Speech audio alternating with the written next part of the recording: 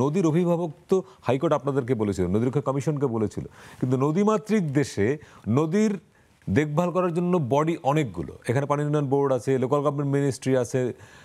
নদীর জন্য কি একটা আলাদা মন্ত্রণালয় দরকার কিনা, এই আলোচনা এখন মনে হয় কি সেটা হলে হবে কি, আলাদা একটা মন্ত্রণালয় হলে কাজগুলি হজবরল হয়ে যাবে। এখন তো কোনো সমন্বয় হচ্ছে। এখন যদি আপনি নদী কমিশনকে আরো বেশি এম্পাওয়ার্ড করেন, আচ্ছা, নদী কমিশনকে যদি আপনি এম্পাওয়ার্ড করেন, নদী কমিশনের চেয়ারম্যানকে স্ট্যাটাস আপনি আরো বেশি এনহ্যান্স করেন, এখানে আরো যে ম্যান পাওয়ার দেন, তারা কিন্তু নদী কমিশনের চেয়ারম্যানের স্ট্যাটাস কি হওয়া উচিত? আমি মনে করি মন্ত্রী একেবারে, আচ্ছা, একেবারে ফুল মন্ত্রীর স্ট্যাটাস হওয়া উচিত। তা না হলে, কারণ কি তাদেরকে বহু ডিপার্টমেন্টের সাথে, বহু মিনিস্ট্রির সাথে, বহু অর্গানাইজেশনের সাথে আপনি ডিল করতে হয়, মেয়রদের সাথে ডিল করতে হয়।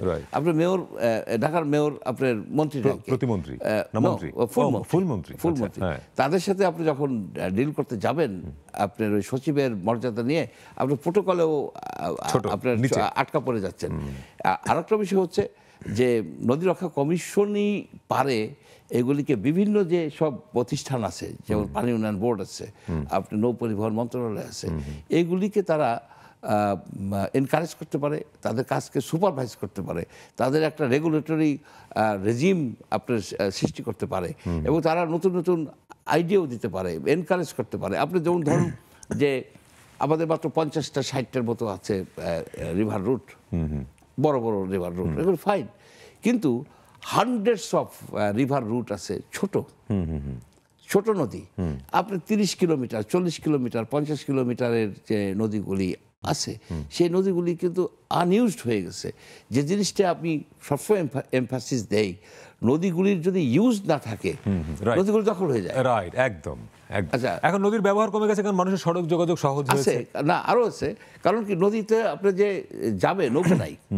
কারণ প্রথম ধাপটা হচ্ছে, আপনি যদি খেয়াল করেন, Genesis of a death of A river শুরু হয় কিন্তু কচুরিপানা দিয়ে। রাইট।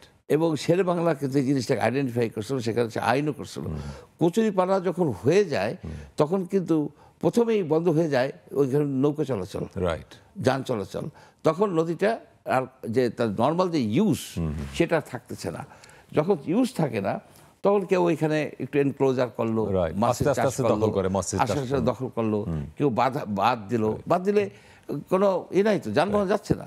ফার্স্ট কাজ হচ্ছে কচুরিপানা করে আপনি যানবাহন চালু করে দিবেন, নৌযান, এবং রিভার রুট চালু করবেন। কারণ অনেক আইটেম আছে, যেমন আপনার গবাদি খাবার, খড় বলেন, বাঁশ বলেন, মাটির জিনিস বলেন, মাটির সব জিনিস, এগুলি কিন্তু ট্রাকে সড়ক পথে ট্রান্সপোর্ট করা ব্যয়বহুল। নদী রক্ষা কমিশনকে যদি অনেক বেশি শক্তিশালী করা যায় আইনিভাবে এবং স্ট্রাকচারালি এবং বাজেট দিয়ে, তাহলে সত্যিকার অর্থেই তার অভিভাবকত্ব ফলানো সম্ভব, এবং তাতে করে নদী বাঁচানোর একটা বড় উপায় হতে পারে।